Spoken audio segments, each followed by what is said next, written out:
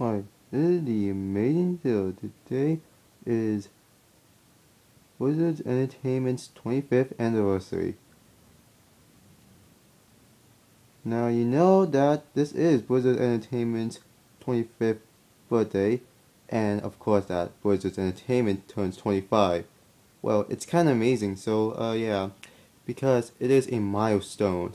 So yeah, but if you recognize any of the Blizzard Entertainment's video games such as Overwatch, World of Warcraft, Hearthstone, and others, so yeah, but it's been a long time, so yeah, but recently, so yeah, Overwatch is still a popular video game to a lot of gamers, so yeah, I mean, it's still going, not gonna lie, so yeah, and for that, I'm not really sure why, so yeah, well, what will Blizzard Entertainment is going to celebrate its 25th anniversary? A birthday party, maybe? Who knows, so yeah. But even though things have changed for quite a bit, so yeah.